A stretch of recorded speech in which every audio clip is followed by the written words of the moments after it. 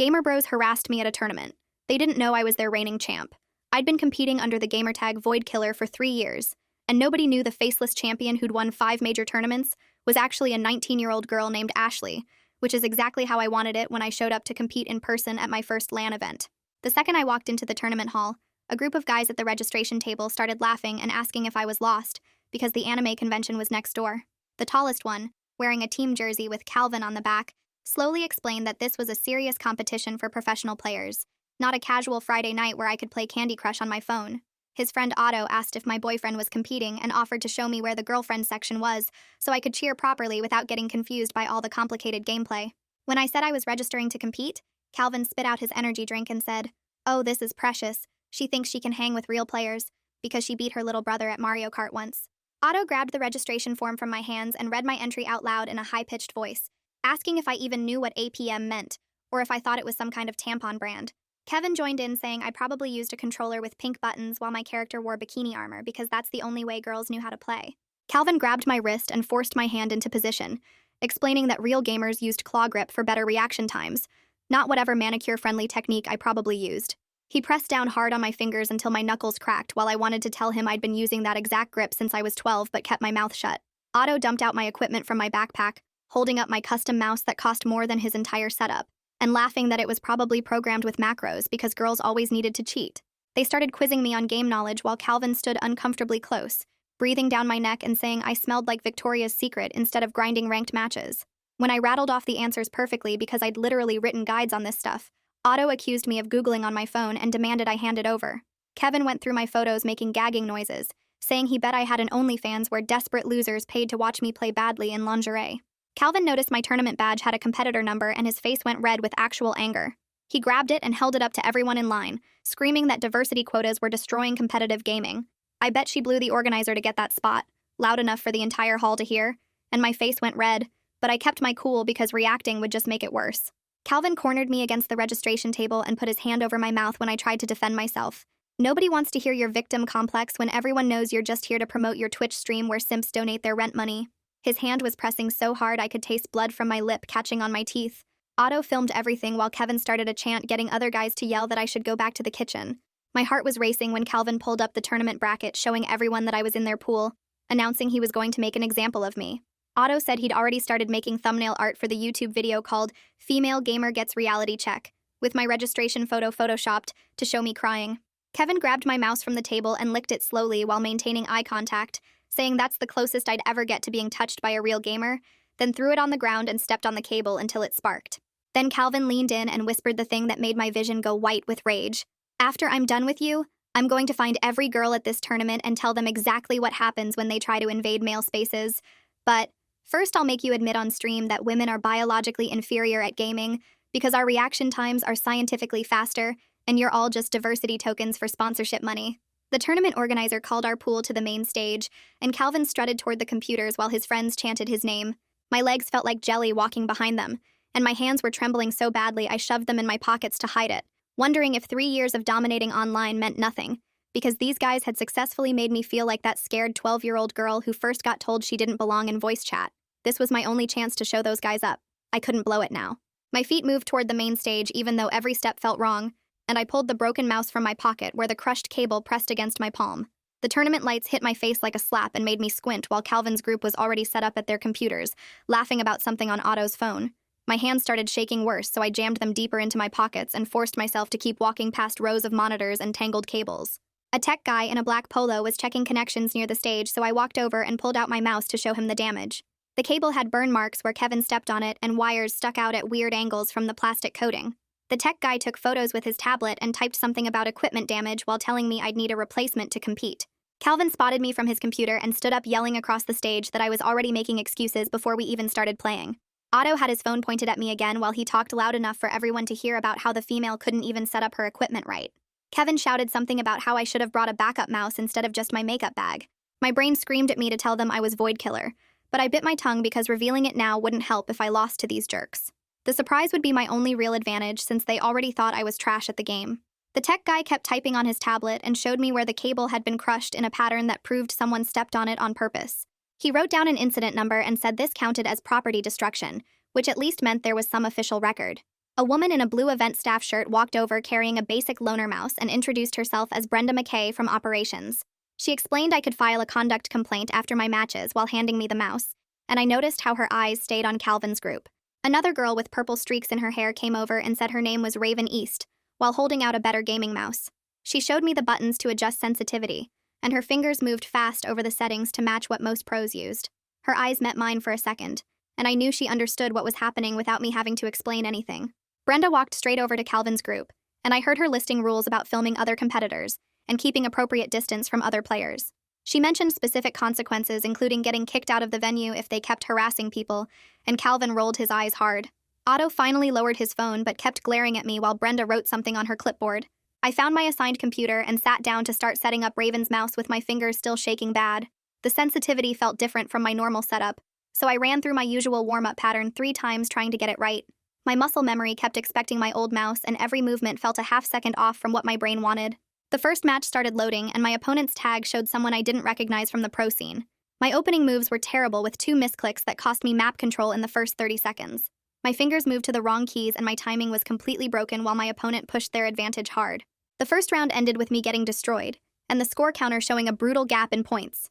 I forced myself to take a deep breath and tried to slow down my racing thoughts before the next round started.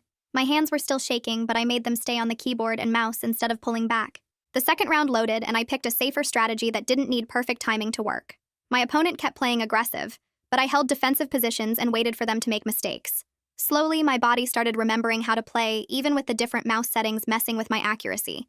I caught them out of position twice and converted both times into small advantages that added up. The round went longer, but I managed to take it by playing patient instead of trying anything fancy. Game 3 would decide the match, and my stomach was doing flips while the loading screen counted down. Calvin was destroying his opponent 2 computers over, and I could hear him trash-talking loud enough for everyone to notice. Otto kept looking over at my screen and shaking his head like he couldn't believe I'd won a round. The final game started, and I stuck with safe plays that I'd practiced thousands of times online. My opponent tried to bait me into bad trades, but I kept my cool and focused on the basics.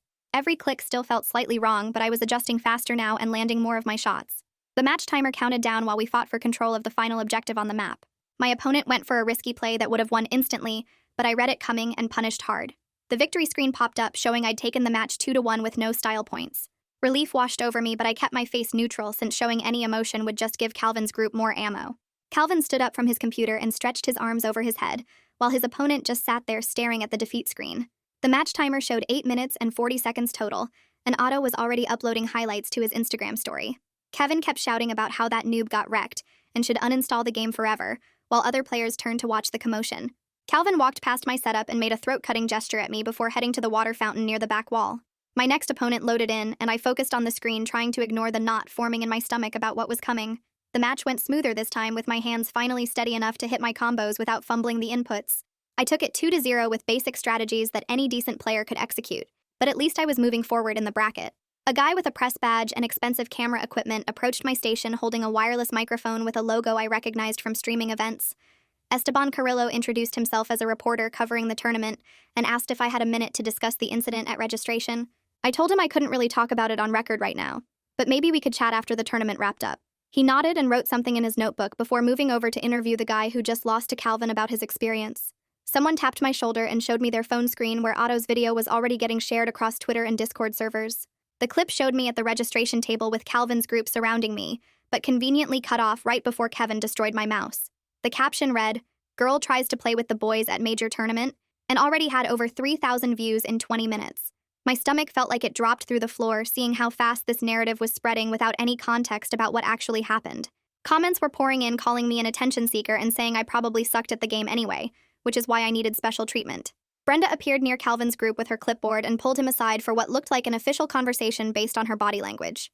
She pointed at her badge and then at the security cameras while Calvin's face got redder with each word she said. He kept trying to interrupt, but she held up her hand and continued reading from what must have been the event code of conduct rules. Security guards moved closer to their setup area and positioned themselves between the players and the crowd barriers which hadn't been there before. Calvin threw his hands up and stormed back to his computer, muttering loud enough for everyone to hear about how soft gaming was getting. The bracket updated on the overhead screens showing the next round matchups, and my heart started racing when I saw my name lined up against Calvin. He immediately loaded into our game lobby and started with a cheese rush build that only works if your opponent doesn't scout it coming. My fingers moved to the defensive positions I'd practiced against this exact strategy hundreds of times in ranked matches online. The early pressure hit hard, but I held my buildings and workers safe while his units crashed against my defenses without breaking through. His all-in attack failed and left him behind in economy, which I converted into a steady advantage over the next 10 minutes. The crowd started murmuring when the score screen showed me taking game 1, because nobody expected the random girl to handle his signature aggressive opening. Calvin's face went dark, and Otto stopped filming while Kevin just stared at the screen like he couldn't process what happened. Between games, Calvin raised his hand and called for a referee, claiming my equipment needed inspection for illegal modifications. The ref walked over and picked up Raven's mouse, examining it from every angle, while Calvin insisted there must be programmed macros, giving me an unfair advantage. The ref plugged it into his laptop and ran some kind of diagnostic software that showed all green checkmarks for approved hardware specifications. Calvin slammed his palm on the desk, arguing that the test must be wrong, but the ref shook his head and marked his clipboard with the inspection results. My hands started shaking again, and I couldn't get them to stop no matter how hard I pressed them against my thighs under the desk. Raven appeared at my side and put her hand on my shoulder, whispering that she knew a technique that might help with the nerves. She told me to breathe in for 4 counts, then hold for 4, then out for 4, and she counted the rhythm quietly beside me. My inhales matched her counting, and slowly the trembling lessened enough that I could wrap my fingers around the mouse without them slipping. The ref signaled for us to ready up for Game 2, and I forced myself to focus on the loading screen instead of Calvin's angry muttering. Game 2 started, and Calvin completely changed his approach, playing defensive macro, which caught me off guard after his usual aggressive style. He picked apart every attack I tried with perfect counters and defensive positioning that showed he'd studied high-level play way more than I expected. My units kept getting caught in bad positions where his defensive structures could shred them before they could retreat. Every push I made cost me more resources than him, and the goal difference kept growing wider with each failed attack. My fingers started making small mistakes from the pressure, and I clicked on the wrong unit twice in crucial moments. The crowd behind us got quieter as they watched the score shift heavily in his favor, and I could feel their eyes on my back. Calvin leaned back in his chair with this smug look spreading across his face as he systematically destroyed my main base. The final push came, and I couldn't hold it off with my weakened economy and scattered units. Game 2 went to him in under 15 minutes, and my hands were shaking again as the defeat screen loaded. During the break between games, this guy with a press badge walked up close to where I was sitting. Esteban had been watching from the media section, and he leaned in near my ear, saying my movement patterns looked exactly like someone he'd seen before. He asked quietly if I might actually be Void Killer, but I just shrugged and looked away without answering. His eyes got this excited look like he'd just figured out something huge, and he started typing notes on his phone. Brenda came over and touched my shoulder, asking if I wanted to file that formal complaint right now before continuing. I told her I'd deal with it after this set, since Game 3 would decide who moved forward in the bracket. She nodded and walked to a spot where she could watch Calvin directly without being obvious about it. The referee signaled for us to load into Game 3, but the stream overlay started glitching with weird graphical errors. A technical pause got called, and we had to sit there staring at our frozen screens waiting for the tech team to fix it. Calvin kept muttering loud enough for everyone to hear about how delays only helped bad players who needed extra time to think. The silence stretched on for what felt like forever, with just the hum of computers and occasional coughs from the crowd. My leg wouldn't stop bouncing under the desk, and I pressed my palm against my thigh to make it stop moving. Finally, the overlay got fixed, and the referee told us to resume from where we'd paused in the early game. Otto and Kevin started heckling even louder than before, even though security guards moved closer to where they were standing. Their voices mixed together into this annoying background noise, but I forced myself to focus only on my screen and keyboard. Every click had to be perfect now, since one mistake would end my tournament run right here. My fingers moved across the keys, setting up my economy while scouting his base for any early aggression signs. The game stayed even for the first 10 minutes, with both of us playing safe and building up our armies carefully. I started typing "I'm Void Killer" in the all chat, but stopped myself before hitting enter, since revealing too early wouldn't help. Better to let my gameplay speak first and save the reveal for after if I managed to win this. The mid-game fight started happening all over the map, and we traded units back and forth pretty evenly. Calvin tried to sneak an expansion, but I caught it with my scout and shut it down before it could finish. The resource advantage from denying that base started adding up slowly, and I converted it into better upgrades. Our armies crashed together in the middle of the map for what would probably be the final battle of the game. I managed to get better positioning on the high ground, and my ranged units could hit his front line without taking return fire.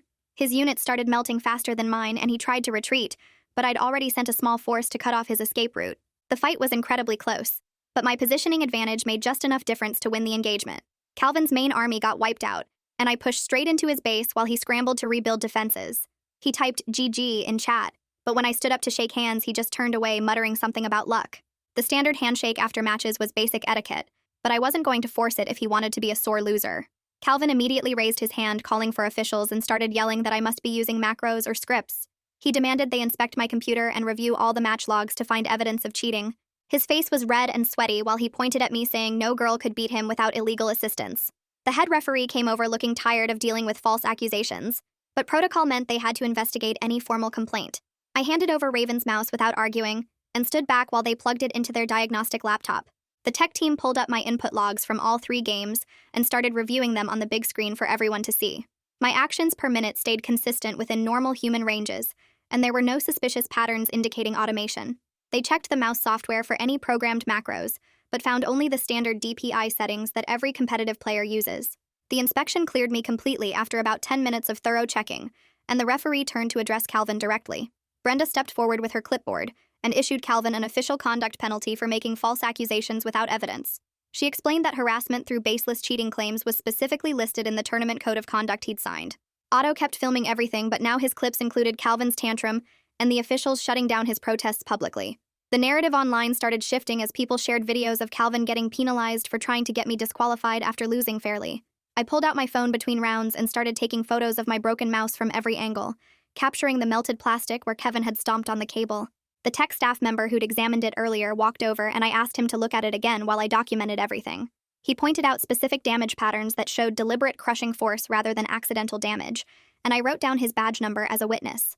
My fingers moved quickly typing timestamps for when each incident happened, and listing everyone who saw the damage, including 2 other competitors who'd been standing nearby. The simple act of building this record made my hands stop shaking for the first time since walking into the venue.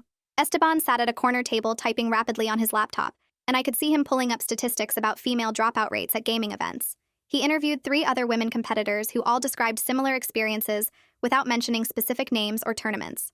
His article went live within an hour with careful wording that avoided defamation, but painted a clear picture of systemic problems. The headline read, "Pattern of harassment drives female talent from competitive gaming," and already had hundreds of shares. A man in an expensive suit approached Brenda's admin desk, and I recognized the sponsor logo on his badge as Ashok Shah from one of the major hardware companies. He gestured at the crowd and spoke quietly but firmly about brand reputation and the need for visible policy enforcement. Brenda nodded and made notes while he suggested adding security specifically for feature stage matches. Within 20 minutes, the organizers had maintenance staff setting up rope barriers around the main stage area. Security guards took positions at each corner, and new signs went up listing specific prohibited behaviors with clear consequences. The buffer zone meant spectators couldn't get within 10 feet of competitors during matches. My name got called for the next pool match, and I sat down feeling the borrowed mouse respond better to my movements. Each click landed exactly where I intended, and my opening build flowed smoothly without hesitation. The opponent tried an early harassment strategy, but I scouted it perfectly and countered hard. My fingers found their rhythm and muscle memory took over completely. The second game went even smoother as I predicted every move and shut down attacks before they could develop. My final pool match was against a player I'd beaten online dozens of times, though he didn't know it. He played predictably, and I dismantled his strategy piece by piece with calm precision. The win secured my spot in bracket play, and I stood up feeling like myself for the first time all day. My phone buzzed constantly with notifications, and I made the mistake of checking them. Death threats mixed with messages of support created a jarring contrast that made my stomach turn. Someone had posted my personal social media accounts, and strangers were flooding every platform. I switched to airplane mode except for brief checks between matches to see if anything urgent came through. The game client on my computer showed private messages from usernames I recognized as top players. They wrote things like, "Your macro game looked familiar," and "Keep pushing through this," without directly saying they knew who I was. Even these small anonymous supports helped ease the isolation of being the only target. A security guard approached with an iPad showing grainy footage from venue cameras. The video clearly showed Kevin's foot coming down on my mouse cable multiple times while Otto filmed and laughed. They explained they were building a case for property damage and needed my written statement about the equipment's value. Raven appeared at my shoulder during the break and suggested we get some air outside. We walked to a quiet area behind the venue where delivery trucks were parked and nobody would bother us. She told me about her first tournament where guys had hidden her keyboard before matches. I shared my story about being kicked from voice chat repeatedly when I was 12. We compared notes on the exhausting grind of constantly proving ourselves just to exist in these spaces. The shared understanding felt like finding an oasis in a desert of hostility. Something about her genuine support made me want to stop hiding, and I found myself saying the words quietly. "I'm actually Void Killer," came out barely above a whisper, but her eyes went wide with immediate recognition. She grabbed my arm and her whole face lit up with excitement before she caught herself and lowered her voice. "I knew it. Your movement patterns are exactly the same," she said, and promised to keep it secret until I was ready. Having just one person who knew the truth lifted a weight I hadn't realized was crushing me. The break ended, and I walked back inside to the admin desk where they were updating bracket seedings for the quarterfinals. My hands typed Void Killer, Ashley, into the stream tag field, and I stared at the screen for a few seconds before clicking submit. The change went live instantly, and I watched my phone light up with notifications as people started connecting my face to the name. Walking to my setup, I could hear murmurs spreading through the crowd as more people checked the stream and saw who I really was. The overlay on the main screen updated with my full identity, and the Twitch chat scrolled so fast it became a blur of messages. Some viewers typed, "No way, that's really her," while others posted screenshots comparing my gameplay from earlier matches to old Void Killer footage. My warm-up routine helped steady my breathing as I loaded into the practice range and ran through my usual drills. The quarterfinal opponent sat down across from me looking confused after checking the updated bracket on his phone. Game 1 started rough with my fingers feeling stiff, and my timing completely off on basic combos. He took an early lead while I struggled to find my rhythm and made stupid mistakes I hadn't made in years. Between games, I closed my eyes and focused on the muscle memory built from thousands of hours of practice. Game 2 went better as I stuck to safe strategies and solid fundamentals instead of trying anything fancy. My macro play slowly pulled ahead, and I took the second game with careful positioning. Game 3 came down to one final fight where I barely edged out the win through better resource management. Standing up from the computer, I noticed Calvin waiting near the hallway that led to the bathrooms. He stepped directly in my path despite the earlier warnings about keeping distance from me. His hand grabbed my shoulder and he started saying something about how I cheated, but security appeared immediately. 2 guards pulled him away while he kept shouting, and his whole group got escorted toward the exit doors. Their faces turned red with anger as they realized they were actually getting kicked out of the venue. Esteban approached with his recorder and asked if I'd give an official statement about everything that happened. I told him I'd talk after the tournament ended, but only about specific topics I was comfortable discussing. He nodded and wrote down my contact info for a follow-up interview once things calmed down. The semifinal match started 20 minutes later against a player who'd been competing professionally for 6 years. His experience showed in every decision as he picked apart my strategies and punished every small mistake. Game 1 ended quickly in his favor, and Game 2 wasn't much better despite my adjustments. I managed to take 1 game off him through an unexpected all-in strategy, but lost the series overall. Third place at my first LAN tournament while dealing with harassment still felt like an accomplishment worth being proud of. Brenda found me after the match with a tablet and several forms for filing the official incident report. Each section required specific details about times, witnesses, and exactly what happened with the damaged equipment. The process took forever as we went through every field and documented all the evidence I'd collected. She helped me attach the photos of my broken mouse and the witness statements from other players. A shock from one of the major sponsors walked over with a voucher for their equipment store. He explained their company was taking a stronger stance against harassment and wanted to replace my destroyed mouse. I accepted the offer while understanding this was more about protecting their brand image than actually caring. The voucher would at least get me a new mouse without having to pay out of pocket for someone else's vandalism. The tournament organizer took the main stage microphone and announced that Calvin's group had been ejected from the venue. He added they were temporarily suspended from all events pending a full investigation of today's incidents. Players throughout the venue looked up from their games as the announcement made it clear there were actual consequences. Other competitors started talking about similar experiences they'd had at previous tournaments. Back at the admin desk, I opened a document and started typing a brief statement about my identity. Each word needed to be factual and professional without giving trolls any emotional ammunition to use against me. I confirmed I was Void Killer and had been competing under that name for 3 years. The statement condemned harassment in competitive gaming without using inflammatory language or personal attacks. I mentioned the importance of creating safe spaces for all players regardless of gender or background. The final paragraph thanked the tournament staff and fellow competitors who'd shown support throughout the day. After reviewing it 3 times, I saved the document and prepared to post it on my social media accounts. My phone showed hundreds of messages, but I'd deal with those later when I had energy to sort through them. The important thing was that I'd competed, placed 3rd, and shown everyone that I belonged here. Calvin and his friends were gone, banned from the venue with their behavior documented for everyone to see. Tomorrow would bring new challenges, but right now I just wanted to pack up my stuff and process everything that happened. My phone was already blowing up with notifications, so I opened Twitter first and saw my mentions split between people calling me brave and others saying I faked the whole thing for attention. The hate messages outnumbered the support 3-1, with guys posting screenshots of my gameplay claiming I must have cheated somehow. I switched my account to private and started blocking anyone with anime profile pics, sending death threats about ruining gaming. My Instagram had dozens of DM requests from random accounts with messages I didn't even want to read based on the previews. I turned on the strictest moderation settings and limited comments to only people I followed back. Setting up a press contact email took 5 minutes on my phone while muting all notifications except from my approved friends list. The tournament coordinator walked onto the main stage and started calling people up for the awards ceremony. I found a seat near the back and watched them hand out trophies for 1st and 2nd place. When they announced a special sportsmanship award, the coordinator called my name and motioned for me to come up. My legs felt weak walking up those stairs with everyone watching, but I made it to the stage. The coordinator handed me a small plaque while saying something about grace under pressure that I barely heard over my heartbeat. The trophy felt lighter than I expected, and the engraving was already smudged, but at least they acknowledged what happened. Walking back to my seat, several players nodded at me with what looked like respect, or maybe just pity.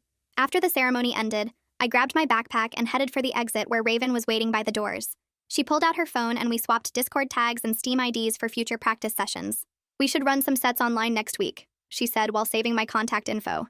I texted my mom that everything was fine and I'd be home in a couple hours. My dad replied immediately with 17 question marks, but I'd explain everything later in person. Raven gave me a quick hug before heading to her car, and I stood there for a moment feeling less alone. The drive home passed in a blur and I crashed into bed still wearing my tournament shirt. My doorbell woke me up the next morning with a delivery guy holding a box from the sponsor. Inside was the replacement mouse, exactly the same model Calvin's friend had destroyed yesterday. I plugged it into my computer and opened my streaming software for the first time in days. My hands moved through the familiar setup process, adjusting the camera angle to actually show my face this time.